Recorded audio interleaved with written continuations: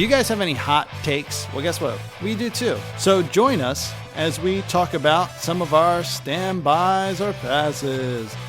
Let's go.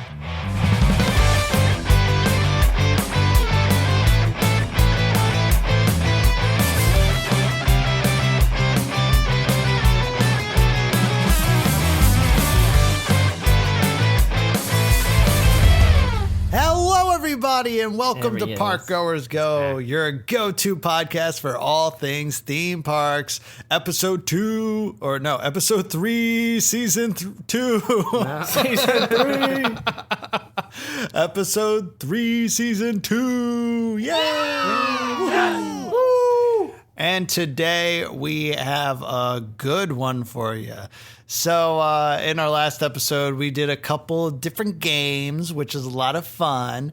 So today we are going to do a classic. I call it a classic because we did it way back in episode 1 and then never talked about it again. Thought it was 2. No, I'm pretty sure it's... Oh, no? Because episode 2 was Rough Beginnings. Oh. Yeah, so this is going to be Stand By or Pass. We didn't introduce ourselves. Are we not? No. Oh. I'm one of your hosts, Dustin. I'm Nate. And I'm Logan. And this is Park Goers Go.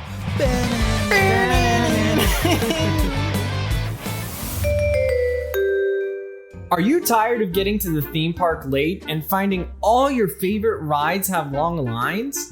Well, try rope dropping. That's when you get to the park before it opens and rush to a popular ride to try and beat the crowd. Now, are you sick of waking up early and running out of energy during the day? Well, then we recommend trying reverse rope dropping. This is when you get in line for an attraction right before the park closes. Does it get you in a shorter line? Not necessarily, but it does add extra time to your day by allowing you to go do other attractions and saving a long wait for after hours. And as an added bonus, depending on how long the line is, you may be able to see the park empty as you make your way to the exit. You just can't lose. Well, maybe some sleep, but hey, you're on vacation. Just make sure the attraction you want to reverse rope drop doesn't close early, and that the theme park allows for entering a line close to park close. So whether you're an early bird or a night owl, there's always a way to make the most of your day.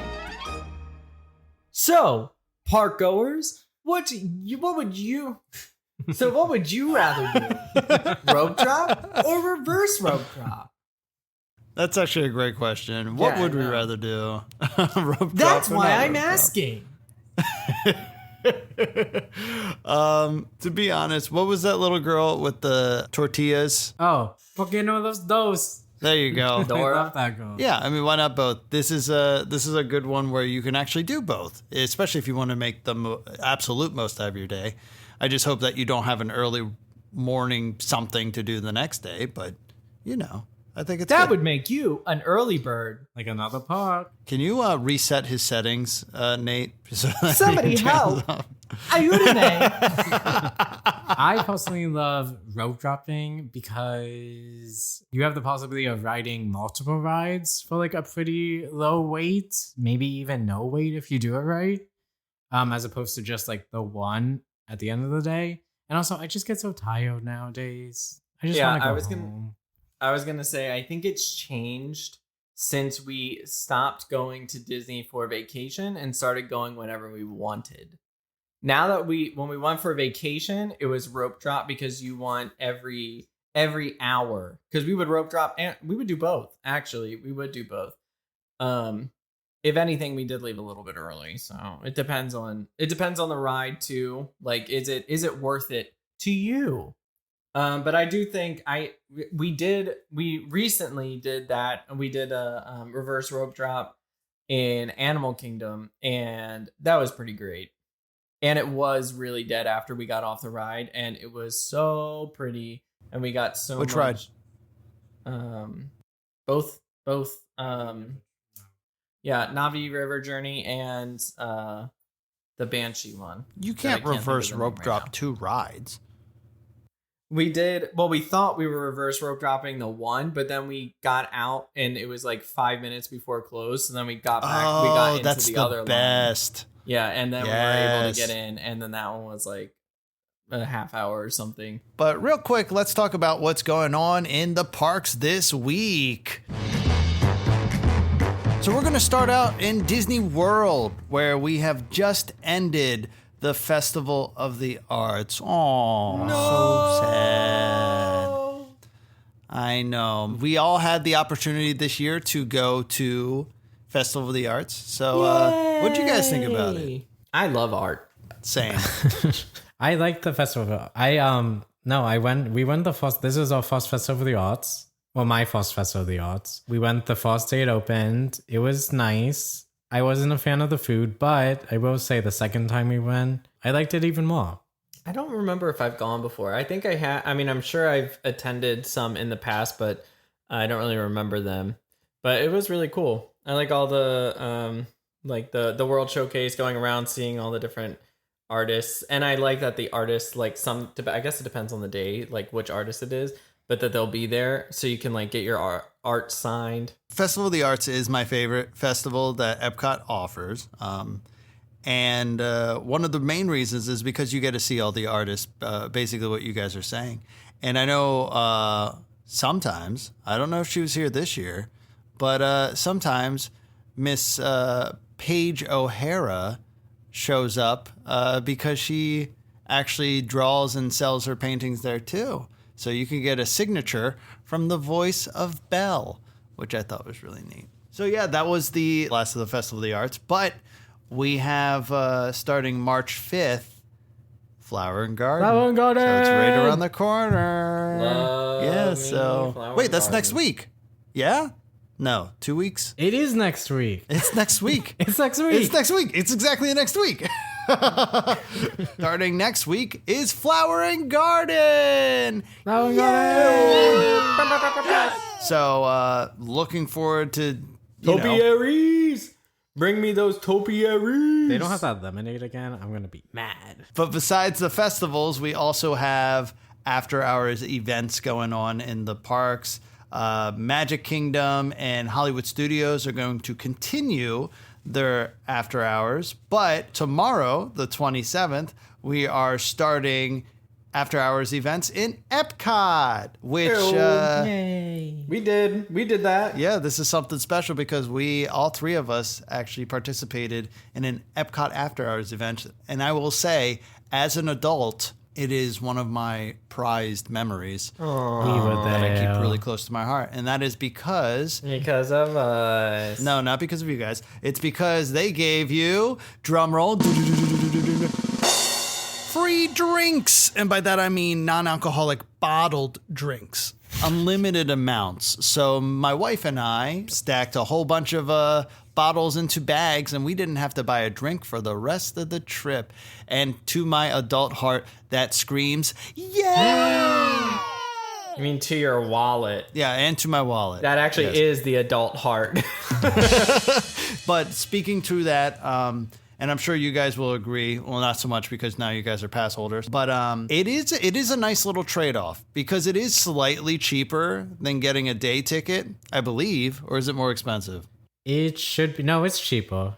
It should be. At least when we went, it was slightly cheaper, but you get into the park around 4 o'clock and it ends at midnight. So that's what? Somebody do the math for me. 6, 7, 8 hours? 8 hours. 8 hours? Yeah. Yeah. So that's 8 hours where it's pretty much just you and whoever else paid for the event, and you get to ride the rides that, all the rides that you can, and then you get free unlimited desserts and free unlimited drinks. So I personally think it's a great, fantastic deal. And yeah, worth it. What do you guys think? It was worth it, and it's really good. And all the lines aren't even that long because it's like a limited number of tickets and everything. So it's totally worth it. And I'm ready I'm ready to do that for others. Like to buy them for other people? Oh, yeah. I can't Throw this wait. upon others. And next announcement, we're giving them away. I wish. That would be so cool. I can't wait for us to get to that point. So now moving on to Disneyland. No, we're not done. You missed the biggest announcement of this week. Oh, Epic Universe is coming. No. What was the biggest announcement? Guardians. What would remind me? Standby queue. Oh, and what else? Another thing did that too. Tiana. Oh, and Tiana's, yeah. And now we have Tiana's and Guardians of the Galaxy Cosmic Rewind are now no longer virtual queue. So now you can wait either in the standby lines or, get the lightning lanes or whatever they offer. But yeah, so that's pretty awesome and pretty big, especially for those people who don't like virtual queues or who don't know what virtual queues are. So fantastic. Yeah, did they thumbs up. say anything if they're adding them to lightning lanes or anything like that? I think, if I remember correctly, Tiana's is actually going to be part of the multipass. It is. Which is pretty cool. Yep. Yeah, I know. That's a crazy that's change. Well, the thing with Tiana, it was never... Okay, Tiana's... I remember when they said it was coming out with the virtual queue, they said it's only going to be short term because... It's the same ride. Mm-hmm. It's just rethemed. Like, it's not something that's like a huge like demand, I guess. right. Which you can kind of judge from the virtual queue. It was kind of always available. Right. But I think that's why they decided they were just like, yeah, let's just put it on the multi-pass. You're not wrong. I think Guardians is lightning lane specific, right? Or individual. Yes. Probably, it's still, you still have to, you can buy it. Yep. But now that I'm realize I said all this out of order, so I'm going to try and force a segue here. Oh, speaking of Flower and Garden in Epcot, let's hop over to the West Coast at Disneyland. And we have Food and Wine is starting in 2 days. In February 28th, we have that happening in Disney's California Adventure. And that's going to be running until April 21st. So that's cool. I honestly did not realize that they even did like food and art, some festivals in Disneyland. Now moving over to Universal Studios Hollywood. From now until March 20th, past members have bonus benefits. Don't ask me what they are. What? They didn't. Yeah. They it's not for didn't you guys, say though. it? This is Hollywood. Oh, this is Hollywood. oh. They have some special bonus benefits. So if you guys are a past member over in Hollywood, let us know what you guys get, and then we'll judge accordingly. But hopping back over to Florida, Universal Studios Orlando, starting. Well, actually, no, it's already going on. We have the Universal Mardi Gras International Flavors of Carnival, which will be happening until March 30th. Can you say that 3 times fast? Yes, Universal. No, I can't. I tripped up on Universal. So March 30th, and I believe they have a ton of live performances. Is that correct, you guys? That they do, Dustin. That they do. All right, thanks. Okay, now moving on. No, I'm just kidding. Now list them. Give Nathaniel a list of people's names again. We haven't done that yet this season. Oh, no, we already talked about it earlier. He has the list. I do have the list. Yeah. On March 1st, we have Foster. Well, actually, we've already had a couple cool people. They started with T-Pain, and Joe Jonas, I know, was also there. And then a couple other people I don't actually know, so I'm going to skip over that. But in March, upcoming, March 1st, Foster the People, Illenium, which sounds super... I think that was like an EDM group, but the one I'm most excited for, which we're going to try to go to, is March 15, All Time Low is playing... But no, these concerts are really cool. I didn't know that they actually did them at Mardi Gras and they had like legit bands play, which is awesome. That is awesome. I like how these theme parks, like with Food and Wine and in Epcot, they have a lot of concerts. All right, and then moving over to SeaWorld in Orlando, we have the Seven Seas Food Festival, which is happening now, continues to go on until May 4th. And then we also have Mardi Gras, which is also happening now and will keep on going until March 9th. Now, we do have some time before this next one, but March 13th through 23rd, there's going to be a St. Patrick's Day celebration. And also March 14th through April 11th, SeaWorld is having a Coasters After Dark 7 Seas edition, where it looks like you'll be able to stay in the park until midnight. So that's pretty cool. And in both Busch Gardens, Tampa, and Williamsburg, we have Mardi Gras going on right now and will last until March 2nd in Tampa and March 9th in Williamsburg. While just in Tampa, we will also be starting next Friday, Food and Wine Festival, and that will last until May 18th. So exciting stuff. But yeah, that's all the stuff that's going to be happening this week. And I'm sure I'm missing some other stuff, but those are the big ones. And if I'm missing anything, yell at us. Let us know. Yeah.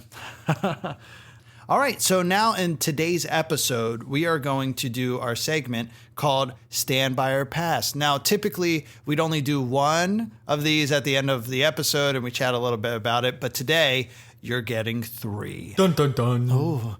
Now, for those who are either new to the podcast or don't remember this, this was something we did in the very first episode. This is our version of a hot take in the theme park. So basically, it's opinions that we have that might not be the general public's opinion. Once we talk about it, then we can either stand by the idea or we can pass. So if you agree with us, then you stand by it.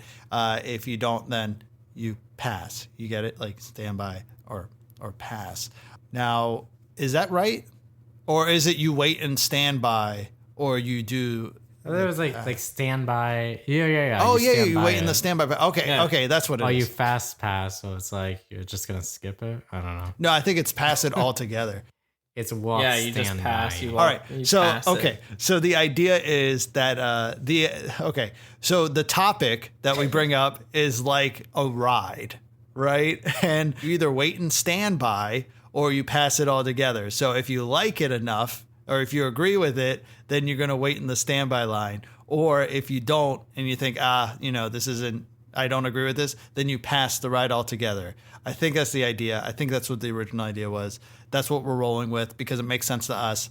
All right. So let's get started. Who's going first? I guess I can.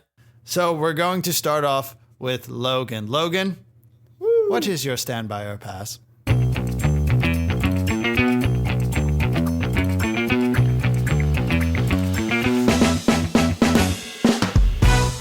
My standby or pass is fireworks should only be for special events, or they just have like one at the end of the thing.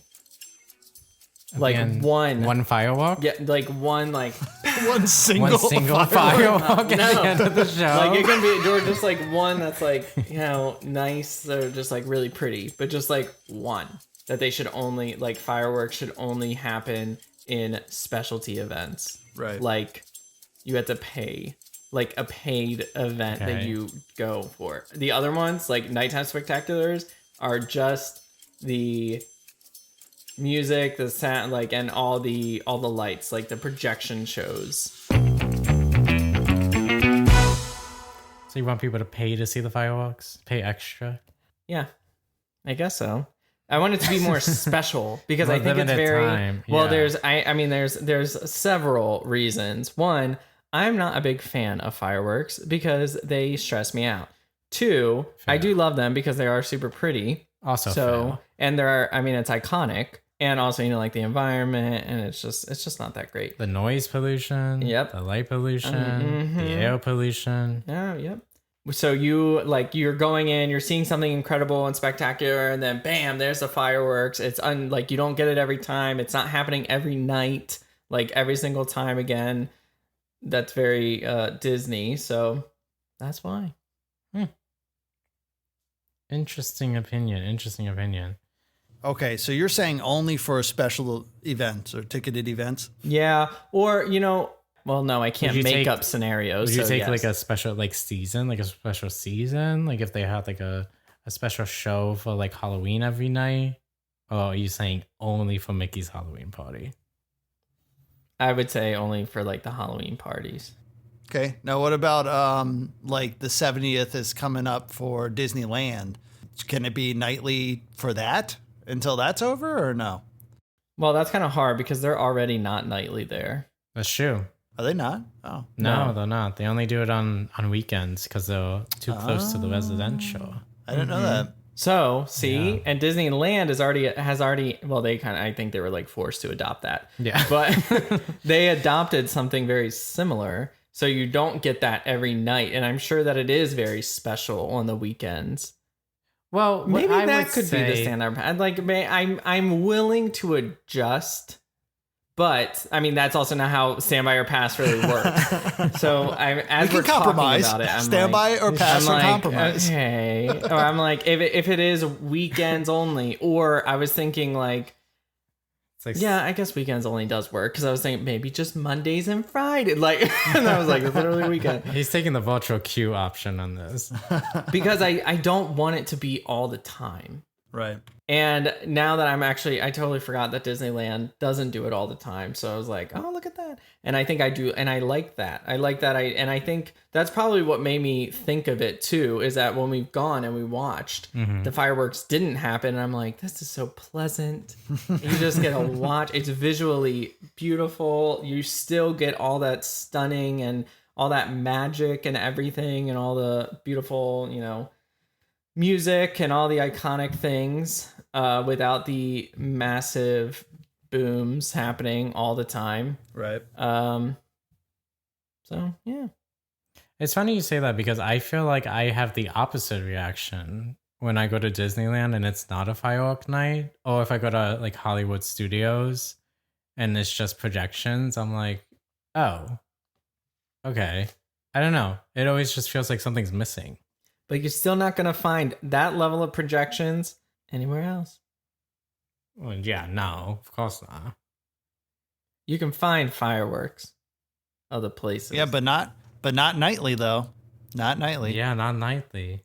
It's definitely a ding. And don't get me wrong. It's taking a little bit, it is. I think if Chapek was in the chair right now, he could be swayed for money reasons. Well, I think most people would be swayed. I'd agree with you on that one because that is a pretty big expense when it comes to Disney because they're doing it every night. I don't remember the figures, but it's pretty high when it comes to their fireworks bill. No, I mean, and the people working it. It's a pretty high risk job, I would imagine. Right. So now you're taking away jobs. Exactly. Well, if I remember correctly, once they load them, they have to fire them off. They can't take them back out, which I think is pretty interesting. So there's not even like saving it. I'm getting even more comfortable in my position. Yeah. I feel less at risk. And then I was also thinking about like at Universal, like Harry Potter World thing, like Right. it is all, they don't do fireworks throughout the whole thing. They It's just just like once or twice that they have the fireworks You got go like a off. couple of flares coming off. Yeah, and like something like exciting or like a little bit of a little pop out, but nothing crazy. And even then, that's where I was talking a little bit earlier. I was like, even just like one final, like at the end of the show, it's like one firework or like one. Okay, not one firework, but like like a nice little like they shoot off like 4 or 5 that all go off at the same time is what I mean. At the end, like Mickey's like and then it's like firework, and then that's it. Because I think it's big, it's dramatic, it's just one thing. You haven't seen it yet, so once it happens, like it's really happening. I would say the standby or pass is that fireworks are used scarcely. They are used with much more intent and purpose behind them than happening every single night for just any reason. Oh, so that's what you're proposing. Mickey's on stage, firework. Yeah. So your standby or pass is that fireworks are used too much and should be used less. And then with your stipulations. Yeah. Okay. Yeah. Did everyone with get the those? appendices and the clauses? Yeah. Here's all my caveats. Well, it sounds like specifically though, you're talking about Disney World. Is that accurate? Yeah. because you seem pretty content with the scheduling of Disneyland and kind of use that as an example of why it should change. So, Yeah. all right. Nate, did you have an opinion? I think you were more or less agreeing. I mean, I'm gonna have to pass. Oh, okay. I do enjoy the And now the fight ensues. The fight is ensuing. I do enjoy the fireworks. I don't like the booming and I don't like the crowds per se, because who does? But I do think that it's like, you know, it's part of the magic, you know, every night. Like, that's crazy. That's insane. And That's also, what I'm saying. no, but it's insane. And like, Great, so we're in agreement. in the effort and everything like that. But Money and pollution. yeah, but think about the families, you know? They're fine. A lot of people, well, yeah, I mean, they could coordinate the visits to be one of these weekend, you know, times where there are fireworks, but There you go. sometimes Disney's a one and done for a lot of people, and they look forward to that. It makes the night. But Disney could charge extra on those nights and make even more money, and then they're not losing it, spending it on the firework. There you go. Who would like that? Chapek? Yeah. Yeah. And anybody who's on like the board probably. I did look it up. It says Disney spends $50 million each year on fireworks for its parks. And it also says that each visitor's ticket price contributes 98 cents to fund these shows, which says a lot about ticket sales. That's a lot, actually. If every ticket does that, how many people visit each month? I mean, each month. Well, each year. It's a lot. A lot. A lot. I'm going to pass on this one as well. But I do see and agree with almost everything you're saying, Logan. I'm also not the biggest fan of fireworks. My favorite parts of fireworks shows are the projections, just because they're better. And I mean, they tell a story a lot nicer. I don't even remember the days when there weren't the projections. That's so funny. I was about to say, I remember a time where there weren't projections and you just looked at an empty sky with some lights on the castle, you know, changing, and then to music, it was synchronized, which is impressive. You know, if you think about the mathematics of synchronizing fireworks explosions to sound and, you know, the distance, it's all, you know, very impressive, but it really wasn't that much. It's just loud noises and sparkly lights, which I can do without. The things I am impressed with are like perimeter fireworks, which they really only do during holidays. That's where they shoot it a 360 view around you. And so no matter where you look, there's fireworks.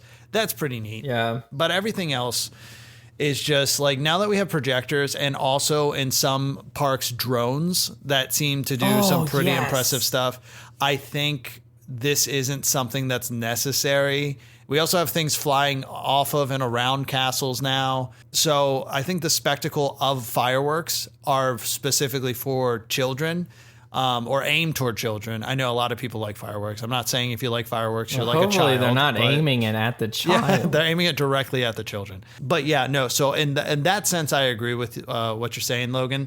I also agree with the weekend thing. I think that's, you know, not a bad idea, except for specifically at Disney World. I mean, Walt Disney World is known as the international, you know, gateway to go to one of the parks, right? Unlike Disneyland, which is more locals.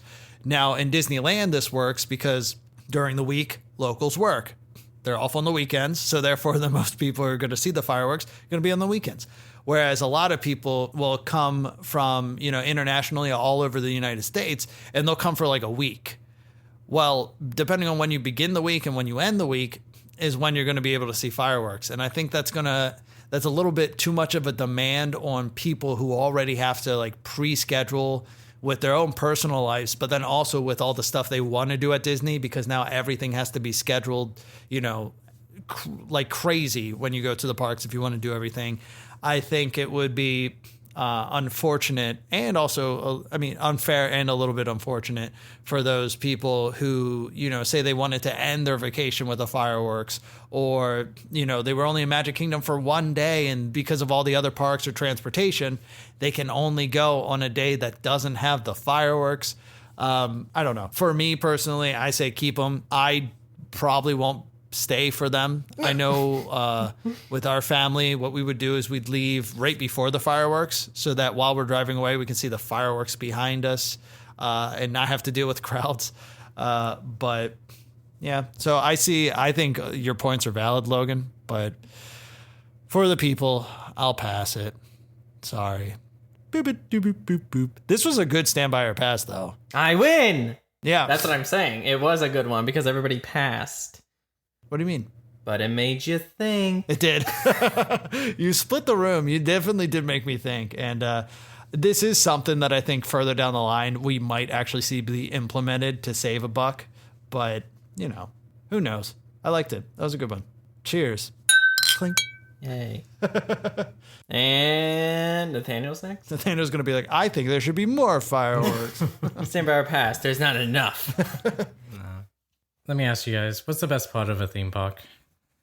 The fireworks. In general? Actually, that's the me. rides. The rides. The rides. It's the rides. Oh, I win. I think it's the atmosphere.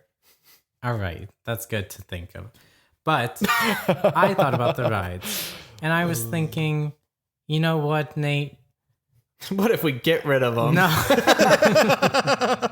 Stand by or pass. No. Get rid of all the rides. I was thinking, you know what? A lot of people, I mean, generally people who go to Disney also go to Universal. And I feel like the popular opinion is that they enjoy Disney better. But me, I do love Disney. But I love the rides at Universal. And I also love rides in general. I feel like that's the main attraction for me for a park. So my standby or pass is that the rides at Universal are generally more enjoyable than Disney. And there's a couple of factors that I considered. I was going to say, that is a broad statement, my friend. It is very broad. I thought about the ingenuity of each ride, the uniqueness of each ride, the thrill factor. You went through each ride? No. In general, like looking at the totality of the ride. If you went through every single ride, I would gladly sit here for the next 2 to 3 hours just listening and then also commenting, because that would have been very impressive. But no, I mean, I really love going to Universal, and the reason I love going to Universal is for the rides. And I just think that they're more enjoyable. I think that they're more impressive to go on. There is something to say about, the upkeep or like the quality of in certain aspects when it comes to these rides, and also the fact that they don't work half the time. But in general, I do feel like that the rides are more, I don't know, they have a wow factor to them. Compared to an average Disney ride. Can you give examples? Let me think. Because I mean, we can do the top tops and the low lows. You know what I mean? Or the in betweens. Are we talking a numbers game where just on average you feel that way? It's or not are you a thinking numbers game. The best of each? Universal's best it beats Disney's best. And are we talking about different types of rides too, like ride vehicles? Because you did say that you think that they're more, they have more ingenuity. So are you talking about the creation of ride vehicles, the variety? I think so, because I mean, you think about Universal. Universal obviously has way less rides in general. I mean, it's not even a competition for now. Well, they have less parks too. Yeah, that's true. For now. That's also true. But you think about the rides that they have. Okay, so they have anywhere between classic coasters like Velocicoaster and Hagrid's, which is arguably, the two best coasters in the Orlando area. If we're comparing the two titans, I don't think they can compete.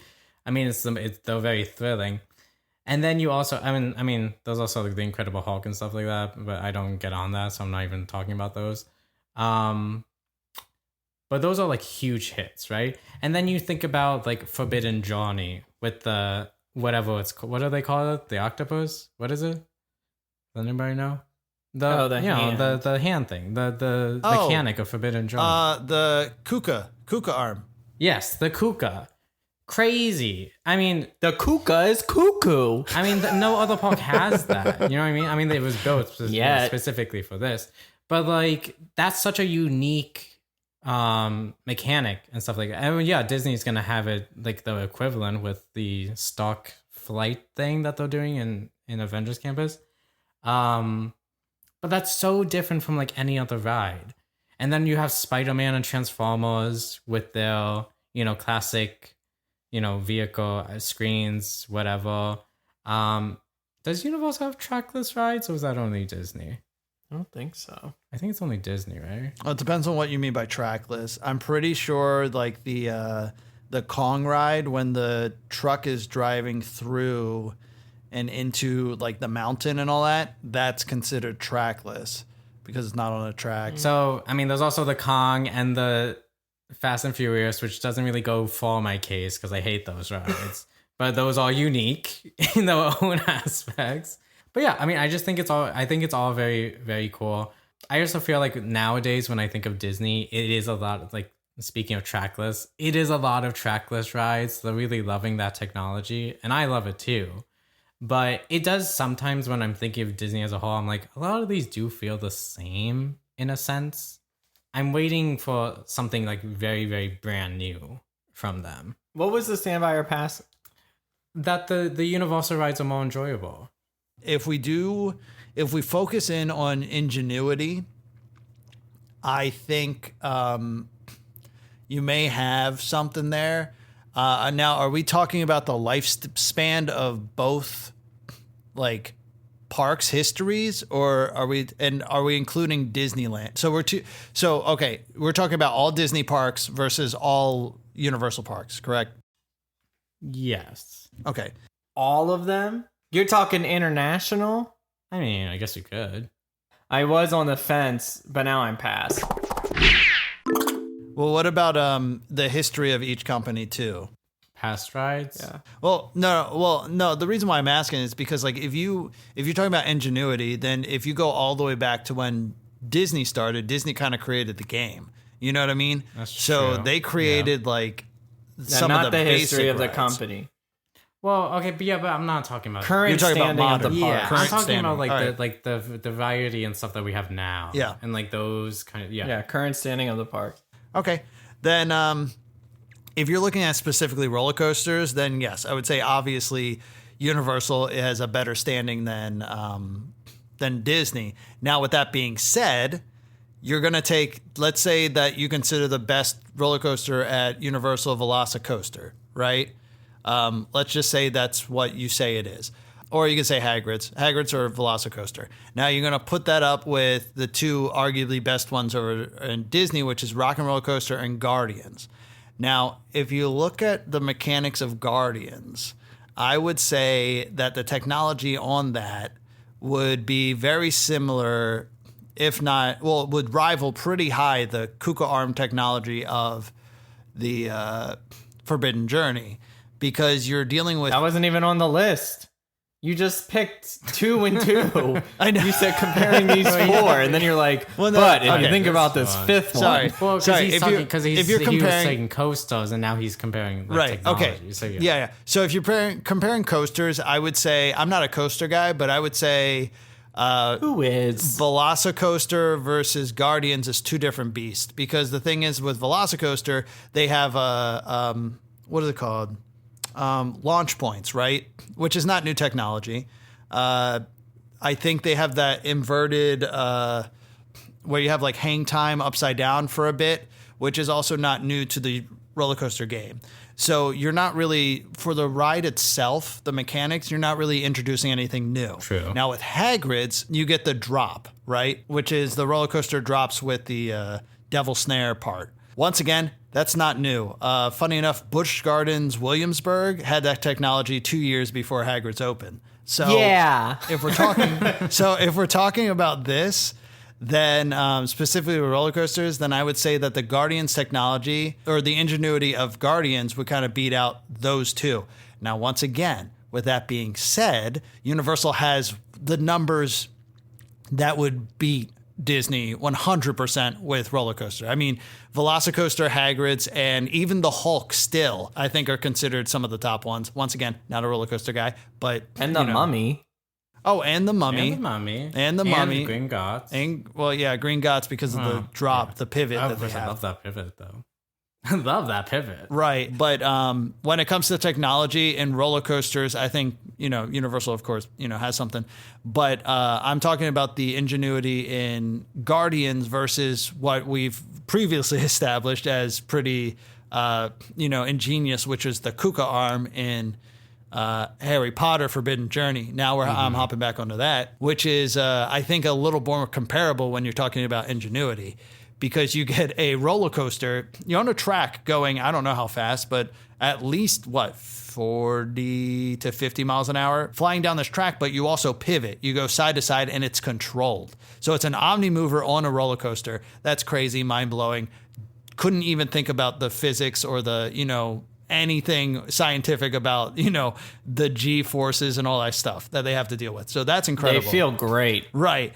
But then you look at the other one, Forbidden Journey, which we've had Kuka arm technology before. Disney specifically, well, I can't say Kuka because that's a company, but that kind of technology where it's like this car manufacturing arm, Disney had a very similar technology in Innovations where you built your own roller coaster.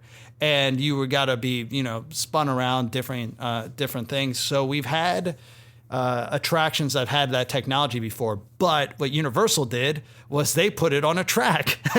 And so they sent you on a track, which is impressive. But what's even more impressive is there's a theory that in Epic Universe, the one of the rides is going to be similar technology, except for it's going to be more of a roller coaster track than it is the Green Gots track. I mean, no, I'm sorry, not Green Gots, Forbidden Journey track, which is even cooler.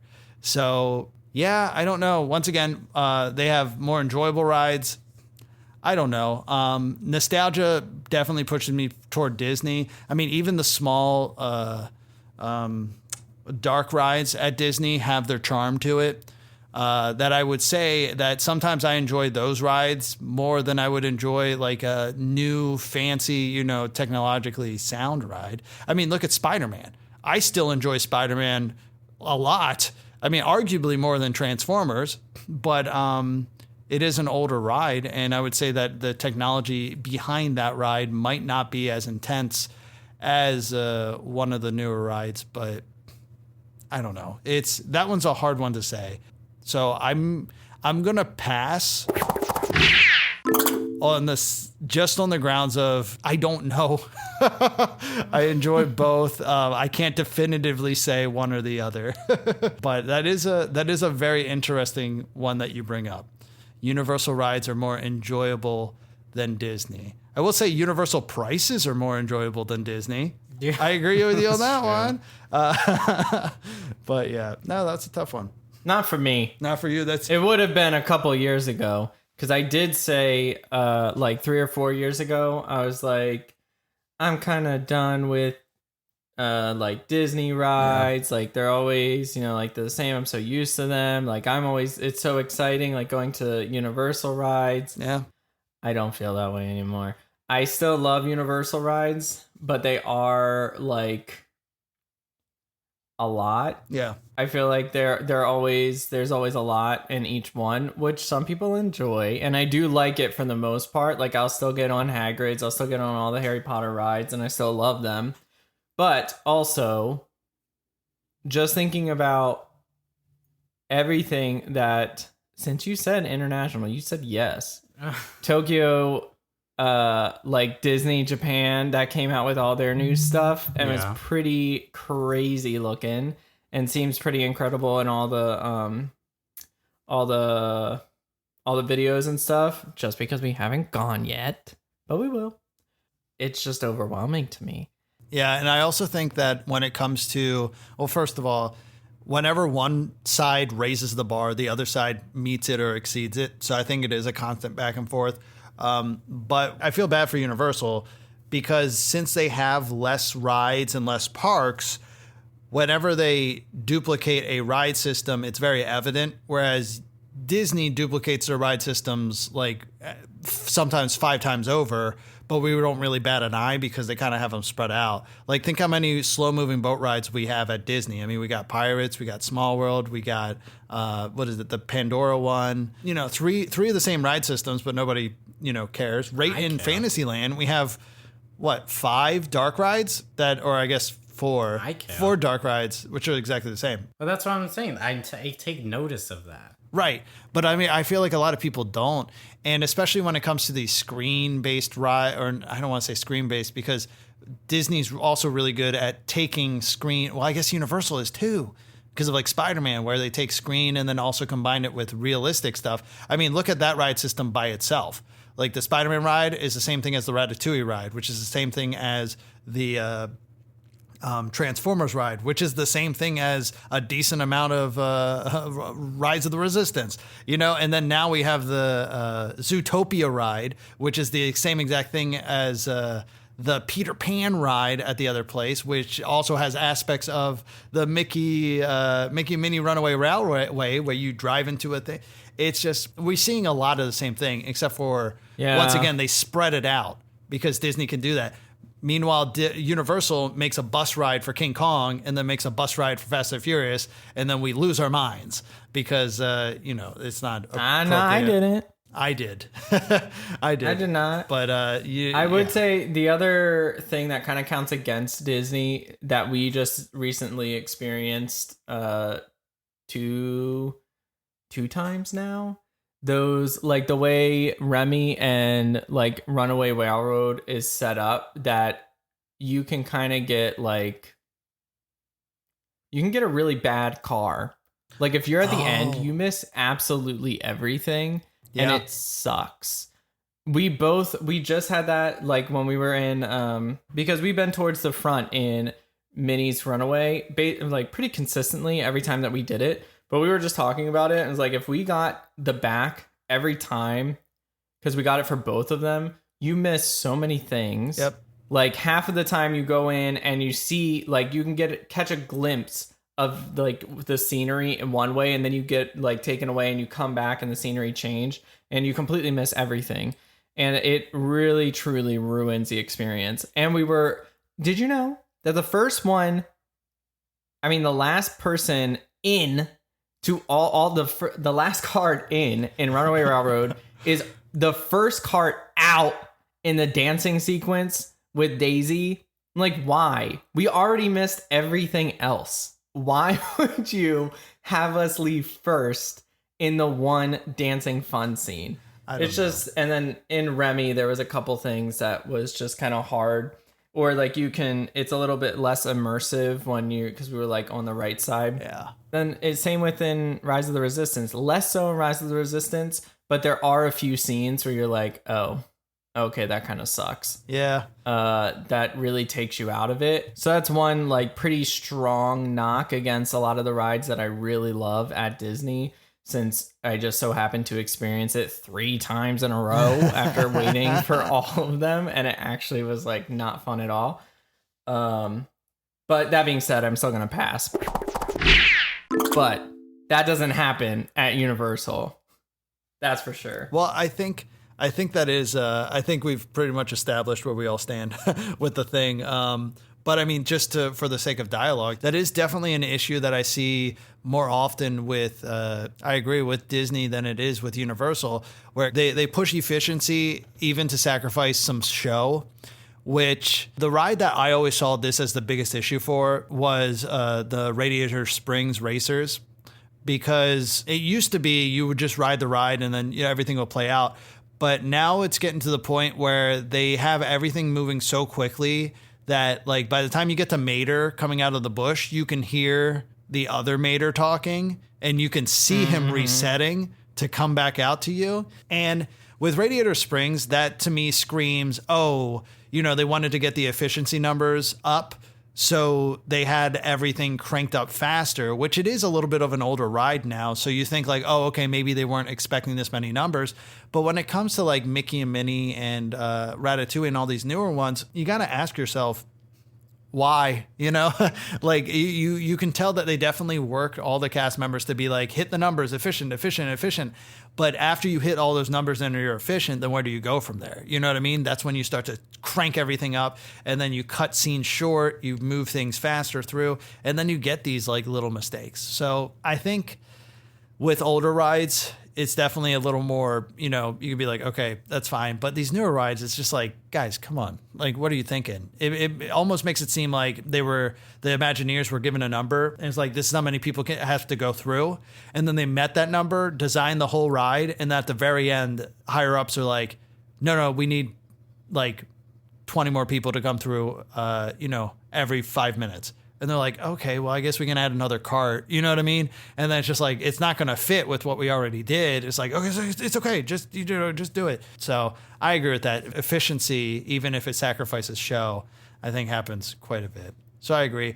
But with that being said, in the Kong ride, if you're sitting in the very front of the truck, you're just looking at a wall. So Universal, can also step up too when it comes to those. I don't know about Fast and Furious because I haven't ridden it. All right, so I think that was 2 passes for yours, Nate, and that was 2 passes for yours, Logan. Yep. So we're not doing so hot, but I mean, I guess that is kind of the game, If we all agreed with it, then it wasn't very hot. Right.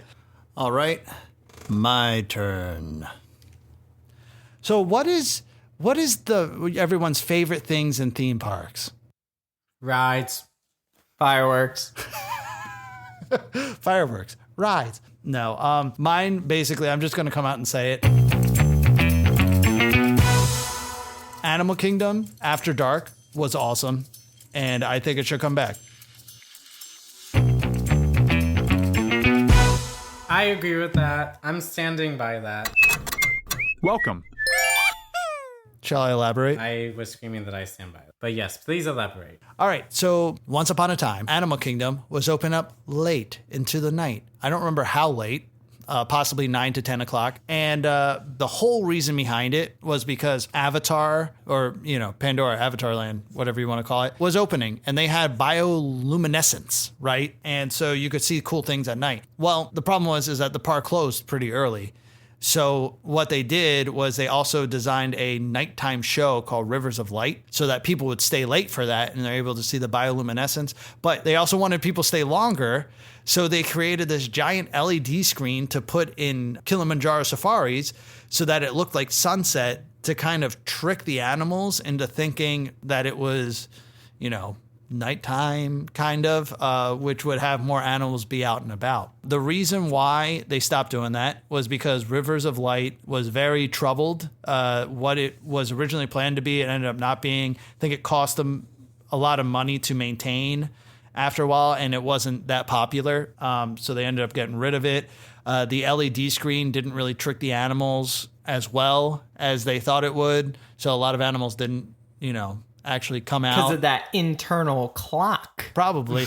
And but a lot of the animals were nocturnal too, so it's not like there were no animals, right? But it was dark. So, there's that. But I just remember going to the parks during that time, and Animal Kingdom already not like the most popular park.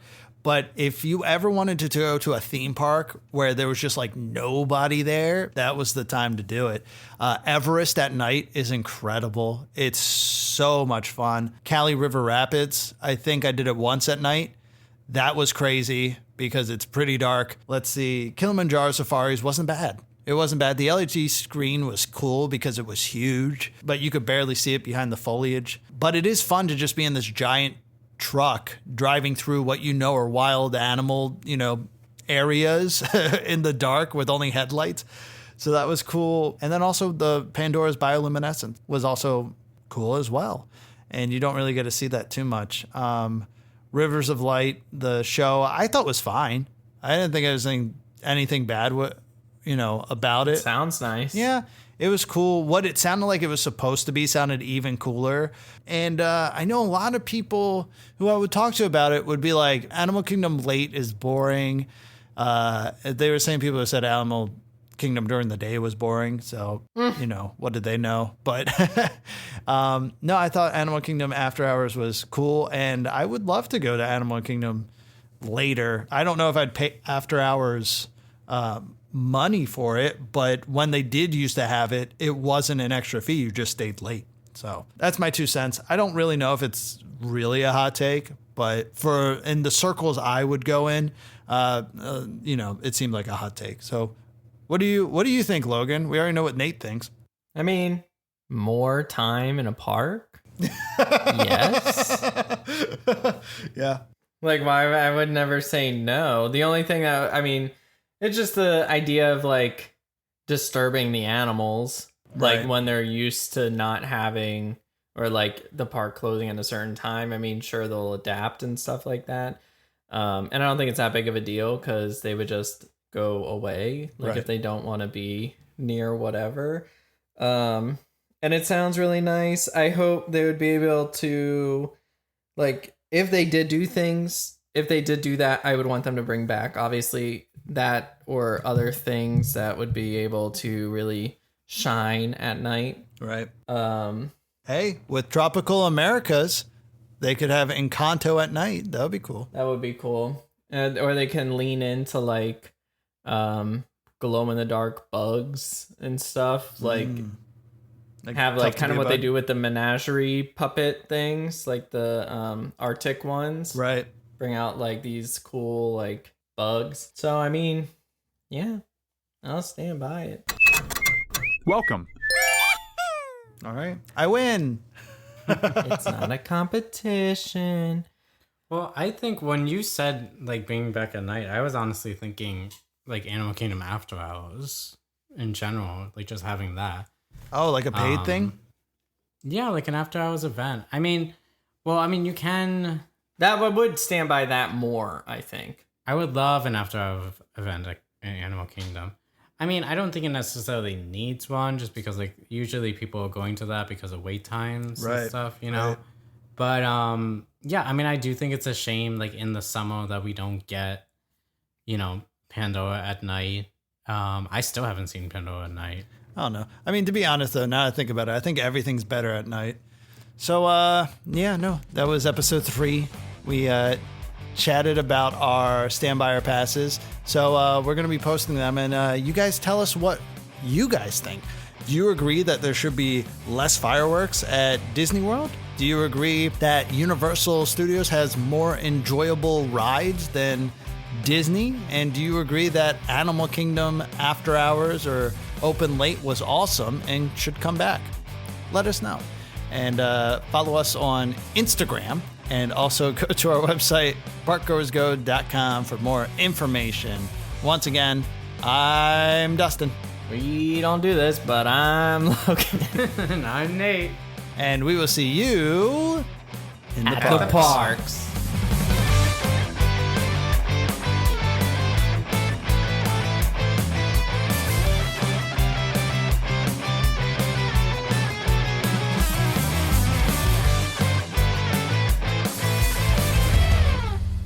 Thanks for listening to this episode of Park Goers Go. Catch our new episodes every Wednesday, and catch up on our old episodes on Spotify. For any updates and new information about the theme parks or the podcast, follow us on Instagram at ParkGoersGo, or visit our website at www.parkgoersgo.com. This episode was produced by Logan, Nathaniel, and Dustin, and edited by me, Dustin. Our theme song was created by John Riedel. You can follow Logan Nathaniel's theme park adventures on Instagram at Parkgoers. And you can follow me at Mr. Parkgoer. If you'd like to reach out to us, visit our website and send a comment or a compliment or a critique, but not so much the critique. And until then, see you in the parks.